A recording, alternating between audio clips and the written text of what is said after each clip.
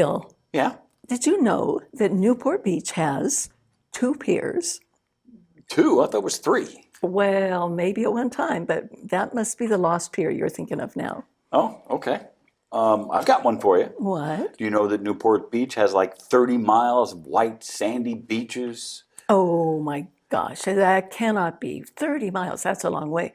30 Boy, miles. Now, that does include some of the old ashtrays from Fashion Island. They took the old ashtrays and dumped them out on the... But there is a Fashion Island. It's a shopping center, right? It's Oh, huge. yes, I know that well. Yes, yes. Not too far from the beach, but close enough to get into trouble. Yeah. What are you doing on Newport today's Beach. program? Today's program, I'll be exploring an amazing wetland and bird sanctuary called Back Bay, right here on the map. Wow. How about you? I'm going to visit a little gem called the Sherman Library and Garden. It's in Corona del Mar. That's a fabulous place. Yeah. I've been there many times. Okay. And then finally, I'm going to visit a very popular restaurant, the Blue Water Grill in Newport Beach. So that's one of the 450 restaurants. That would be one of the 450 restaurants, but not associated with one of the 3,300 hotel rooms. Let's start off today with Susan at Back Bay.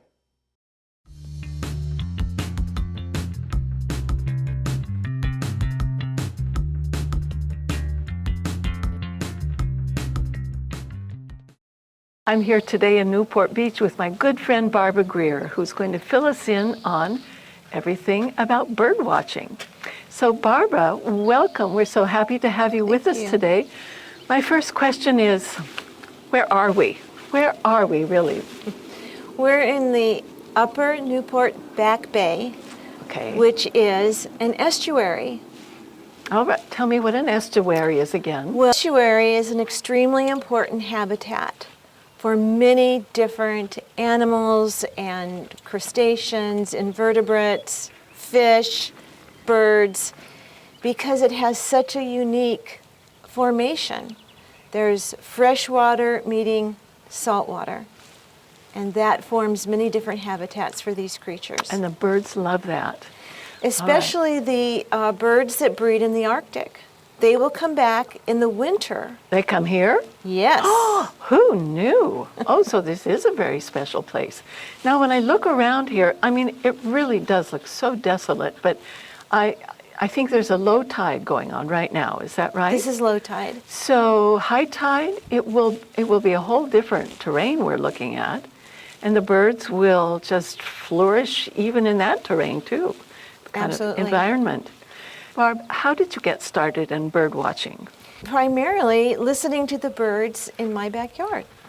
But how would you know what their song was, or how did you take classes? Did you watch YouTube? Did you join the Audubon Club? There's so many ways to do this, I imagine. What did you do? So I started by taking natural history classes and being introduced to birding through those classes. Now this would be through Saddleback, the real Saddleback College. Exactly. Oh my gosh.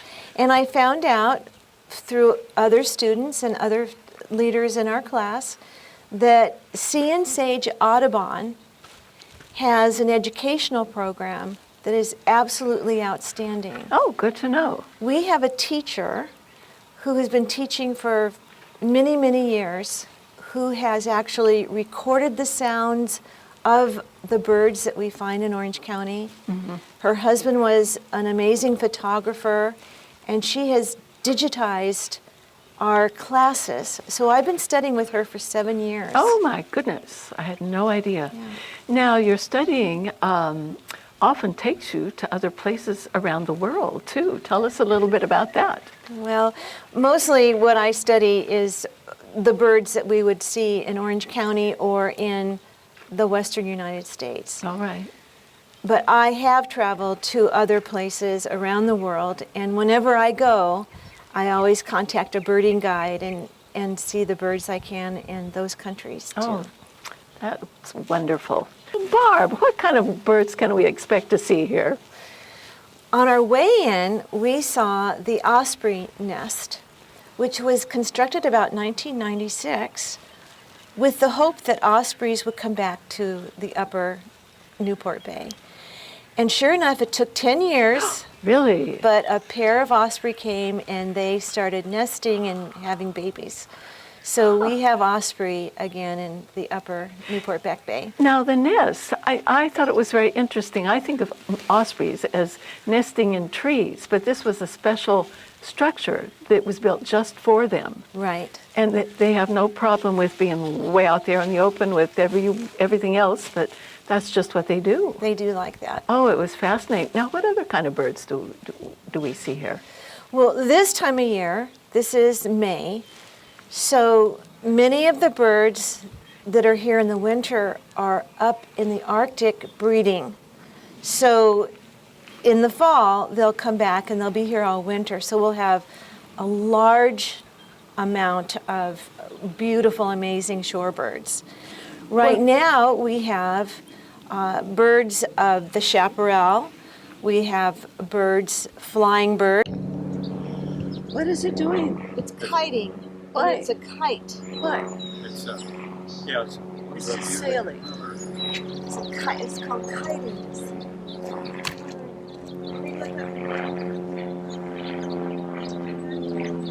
It's like earlier we saw a white-tailed kite. We see mockingbirds. We saw a bird of the marsh, which is a common yellowthroat. We saw out on the tidal flats, we saw black skimmers that skim along the water with their lower beak. So there are many birds here right now. It's a little bit of a cloudy day, so none of the birds that feed on insects are out at this point because the insects aren't out. The sun has to be out for the insects. Well, do they look for things in the water? Well, that would be a different type of bird. Different kind of bird. Yes. Well, now, is it better to be here on an overcast day like today, or when it's sunny and bright? When do you see the most bird activity? Well, birds that feed on insects are going to want there to be sunlight. Okay. But right now, we got to see some birds that we don't normally see very All often right. because it was overcast. All right. So any there- time is good. Any is what time you're is saying. good. All Any right. time is good. Good to know. And The terns are on our side. Oh, here comes a skimmer. Right by the terns. We got 3 birds right there. so, Barb, on these sunny days when that sun is out and the birds are all flocking around, what is it that attracts them to plants? What kind of plants are they looking for? So we have different habitats. So the habitat that is mostly salt marsh, the plants have a high salt level in them. And right now I'm looking at a wonderful plant called salt marsh sea beak. Okay. And it is a very endangered endemic plant. And surrounding it is pickleweed. And we have a particular sparrow that lives and likes that type of pickleweed, and it's called a building sparrow, savanna sparrow. And we just saw feeding in the plant a common yellowthroat bird. So when the shorebirds are here, they're going to put their beak into the mud, and the beaks are formed for what type of food they like. Oh, So that's a really interesting thing to see, but that won't be until the fall or their winter. beaks go into the mud Yes. looking for... Invertebrates, crustaceans, snails, Really? worms. Yeah. Oh, fascinating. There's a wonderful exhibit up at the Peter and Mary Moose Center at the other end Oh, okay. of the park that has the different sizes of the beaks Of beaks. and what type of invertebrate they're looking for. Fascinating. Say the name of that center again. Peter and Mary Moose Center. Okay. Now, there's another center that we went by earlier that is more of an interpretive center that maybe you could tell us a little bit about that. First of all, what is an interpretive center for people who don't know? So both of these centers have displays that will interpret the habitat and what lives in the habitat for I us. see. So the Science Center we stopped by earlier has many school groups coming to tour it. Okay. But it is open to the public on certain days. All and they right, good have to know. fabulous floating docks with exhibits about sea life and All right. Well, that different sounds things. fascinating. And they have docents or volunteers that do tours and all that, explain everything. we have amazing volunteers here through the Back Bay good. Conservation Center. Uh-huh. And so there's hundreds of opportunities for volunteering. If a person liked kayaking, they could learn how to do kayak tours Oh, here. how interesting. That's a So lot of it's a things. lot of Who different things that knew? people can do. Who knew? Barbara, thank you so much for taking the time to fill us in and educating us all on this fascinating hobby, and I hope some of our Laguna Woods people will explore this as well. Thank you again. You're welcome. And Bill, what are you up to today?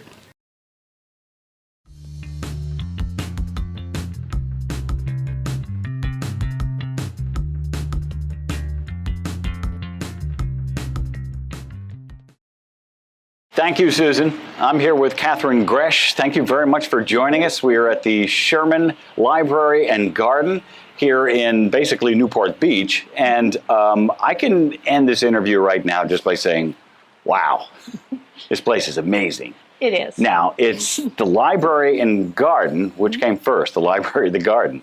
The garden came first. Okay, But- is it Sherman? Is that like Sherman Oaks? Sherman Oaks was named for Moses Hazelton Sherman. Okay, And Moses Hazelton Sherman came from Vermont in the late 1800s. He came to Arizona. to get warm. For health reasons as well. Okay. Made his money in land, mining, banks, all kinds of ventures. And he, in 1890, he decided California was where it was at. So he moved over here, and he did many of the same things that he did in Arizona.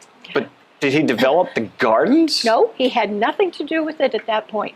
He was like a venture capitalist, I think you could call him Okay. in today's world. Sure. He owned, again, land, cattle. He owned Colorado River territory, grew cotton, owned land down into Mexico in the Tejon Ranch area. And he was a big player in the years when you had the early starting up of California economy. Okay.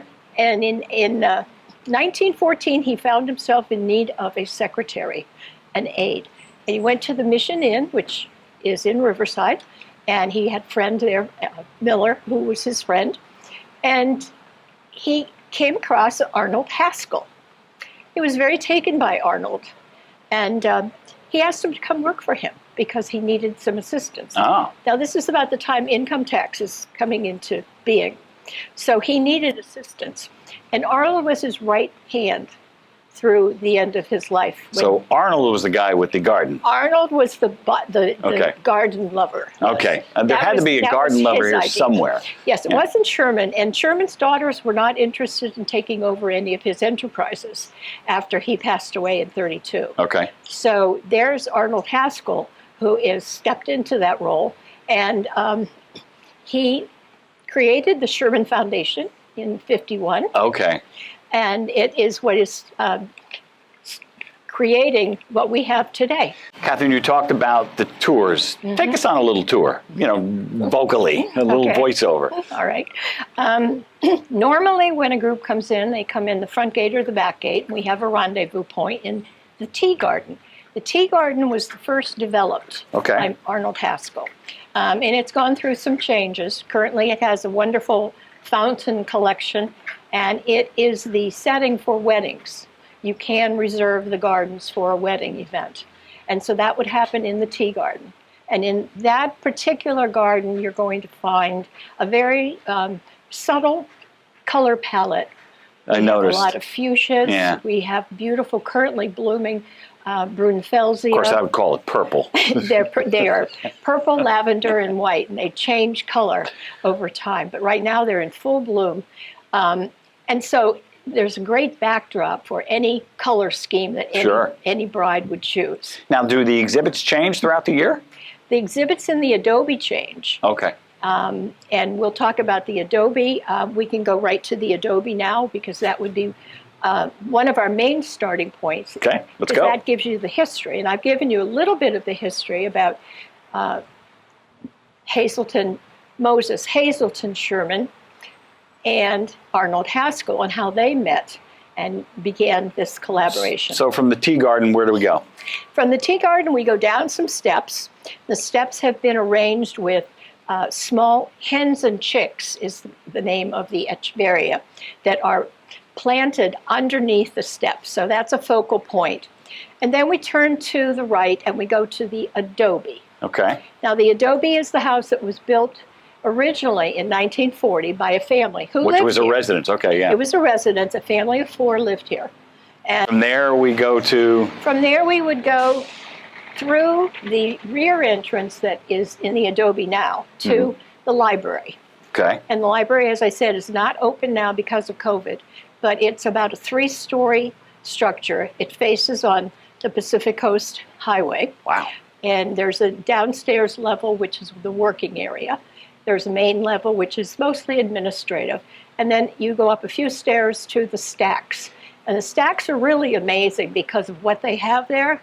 And in addition to the books and the directories and the Southwest American history that they have at the end of each of the stacks a plein air painting. Now, a plein air painting, it's a painting that was done by people in the early part of the century, last century. They would go outdoors and they would paint.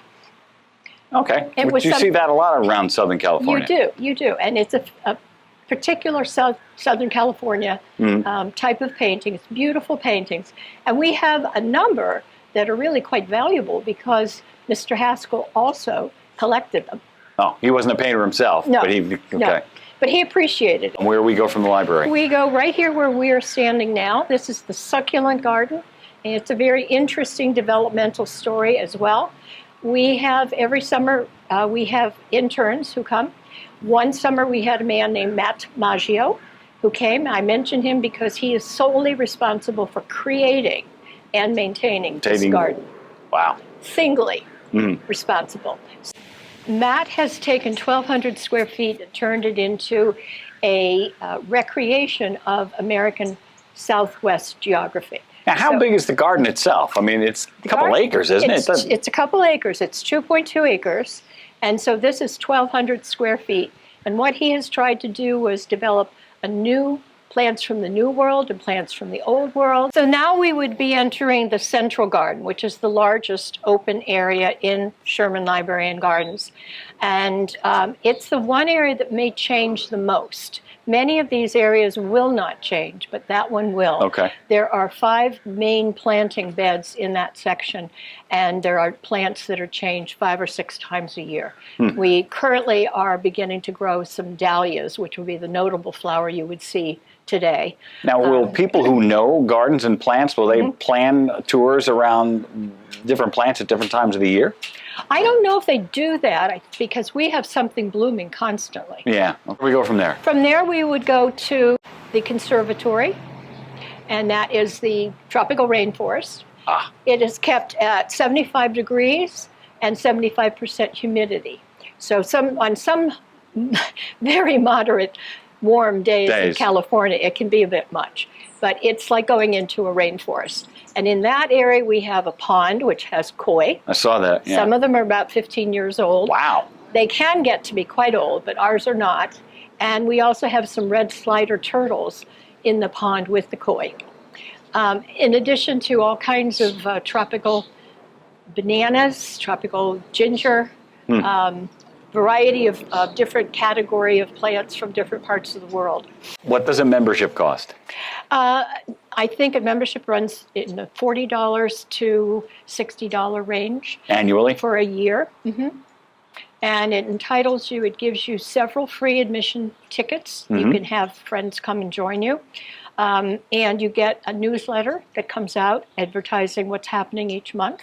So it's really, and it supports the library. Sure. We are self-supporting, and we can always use a few new members. Sure. Catherine, thank you very much for your time. You're welcome. I know you're a busy person. There's tours ready to come in now, so I Thank you. appreciate your time, and we'll Thank see you. how many people Well, from I the hope village. people will enjoy. Come Yeah. back. I did. Good. Wow. And now let's see what Susan has to say.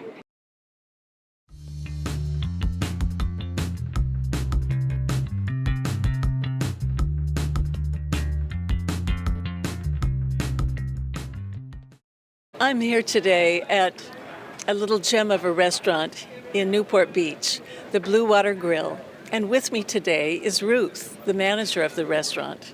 So, Ruth, pleasure being with you today at this hidden gem of a restaurant that's really off the beaten tracks that I think a lot of people may not know about. So, Ruth, maybe you can fill us in on this. It's a seafood restaurant, but it has quite a history. Yeah. Could you start with telling us a little bit about the history? It's transformed itself a few times, it sounds Right. like. Yeah, so we're located in the village, it's called the Cannery Village, and hence Cannery being across the street from us here where they used to can sardines in the day. This used to be a fishing, it's called the sea shanty back in the 40s. It used to be where the cattle boats would be, Davy's Locker, all the many cattle boats. There were probably 10 boats that were parked out here at a time. Cattle boats. That's deep sea fishing excursions. So okay. yeah, so that's one of the coolest things. It was back in the 40s, the sea shanty. Then it became Delaney's, probably in the 70s, and then we've been here since '96 as the Blue Water Grill. Oh my gosh. And we are famous for bringing our own fish in. We have the boat called the Pelagia, which is the owner's boat, and we go out on that and catch harpoon swordfish and some other things if they're along in the way. And some things we would cook on board, but most of the times we bring the fish back here. We'll send them out to other stores so they can have the fresh cut and the fresh catch. It's quite amazing. It's a different taste of it, like particularly the swordfish. Oh, I can It's imagine. so tender and just very moist and just out of this world. So this is the go-to place for fish. Yeah, In yeah, Newport Beach. definitely. And I'm amazed at how many fish restaurants, so-called fish restaurants, are around here. But so many of them do not have their own fishing boat. It Correct. brings it in fresh every day. That is quite a special deal going on Yeah. here. Now, the restaurant itself is quite large. I was surprised at that. It seats how many people, would you say? I'd probably say about 220. Oh, that's a Total. big restaurant, and you have a wonderful bar. And it has, what strikes me about this place is it has this wonderful kind of worn feel to it that's very comfortable, very kind of homey, and I can see how you probably attract a lot of locals here, too. Definitely, yeah. So it's kind of the Cheers of Newport Beach. Is it? You know, we call it still the Blue Water Grill, but it's Right. a very local spot. Uh-huh. You know, we know a lot of people by their names. I bet. People come here just to see us and try out new things if we have certain specials. Sure. You know, fish specials. We do carry about 8 to 10 different fresh fish daily, and we prepare them different ways. You know, we can offer different sauces. So one of my favorites is blackened, perhaps swordfish, with a tropical fruit salsa on it. So it's a nice sweet and hot combination. Oh, that It's sounds lovely, yeah. wonderful. Yeah. And are you open for breakfast also, or? No, unfortunately, Monday through Sundays, 11 to 9. Okay. That's our COVID hours. All right. But we possibly be going back to 10 o'clock on the weekends, Friday and Saturday nights, hopefully, in a time little bit here. later. Yeah. Yes.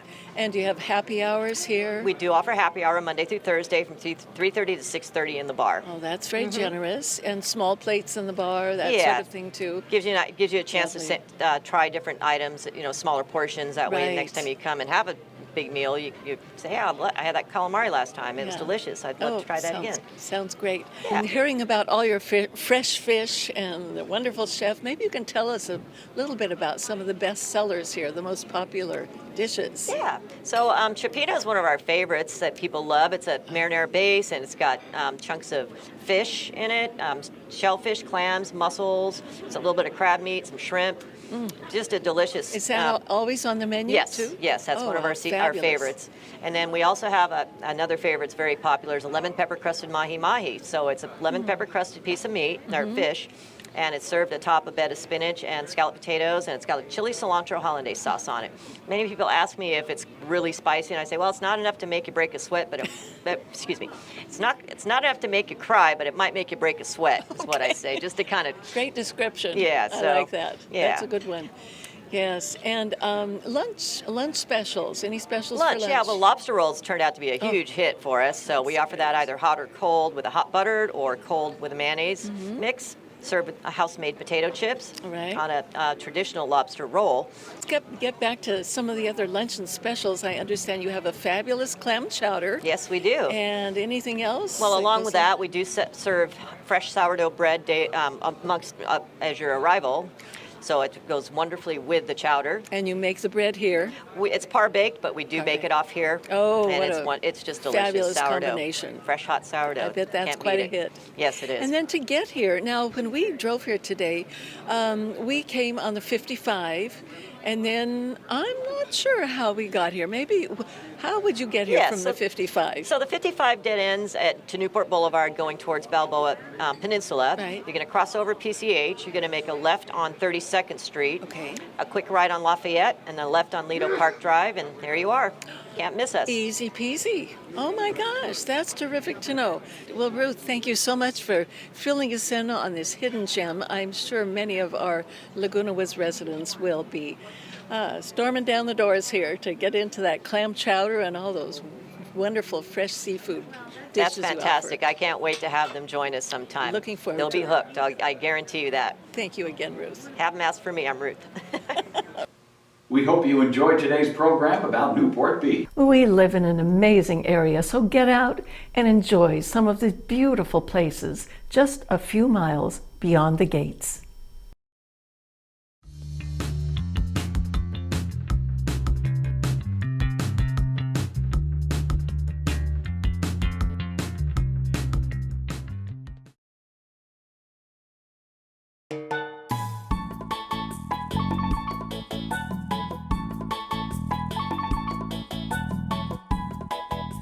Just a mile or two from the Blue Water Grill, we found this remarkable pirate house. It's a private residence in a residential area, but it's become quite a drive-by attraction.